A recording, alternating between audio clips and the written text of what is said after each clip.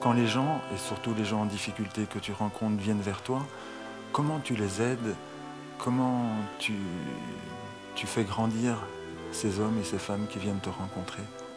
Par où tu passes? Hmm. Voilà. Ben, bonjour d'abord à chacun de vos cœurs. C'est vrai que j'ai beaucoup de gens qui viennent me voir d'un peu partout, de très loin même, et que c'était pas prévu dans ma vie. Et vous savez, j'habite dans la montagne. Alors pour me trouver, il faut vraiment avoir envie de venir me voir. Et, et j'ai souvent très peur quand je rencontre quelqu'un parce que j'ai pas de baguette magique. Et quand on écoute les expériences de vie de chacun, de chacune, euh, ben c'est ce qu'on, pour revenir à hier, c'est un véritable miracle chacun, parce que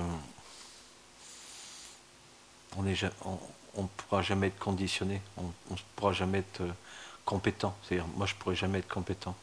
Alors du coup, comme je n'ai aucune compétence, je n'ai pas fait d'études pour être compétent ou tout, et du coup, la seule chose que je peux offrir, c'est de bien accueillir, d'essayer de bien accueillir la personne et de l'écouter sans la couper.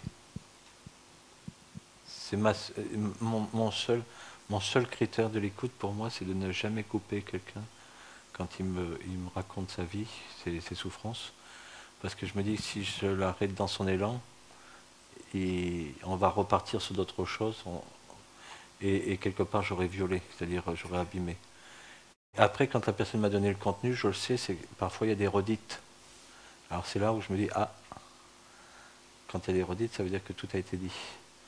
Et alors là, je peux intervenir. Mais parfois, des gens me disent, mais euh, tu es là, Tim? Oui, oui, oui, je t'écoute. Vous voyez, plusieurs fois. Puis parfois, je ne vais pas dire grand-chose. Hein. Je vais dire parfois une phrase ou deux phrases. Parce que vous savez, quand on écoute vraiment l'histoire de quelqu'un, ben, il n'y a pas grand-chose à dire. Mais ce que je me suis rendu compte, c'est que quand même, accompagner quelqu'un qui souffre, accompagner, c'est déjà faire beaucoup de choses. Et il y a des gens qui souffrent tellement que ce n'est pas une solution qu'ils ont besoin. C'est besoin qu'on les accompagne et on n'accompagne que les gens qui sont importants. Alors c'est pour ça que c'est un peu la chose que je m'oblige. Et souvent, je me suis rendu compte que le Big Boss, bon, excusez-moi, je parle souvent du Big Boss, mais il fait quand même, il fait partie de ma vie totale. Et n'ayant pas de solution, je me dis qu'il y a d'autres solutions qui sont pas les miennes.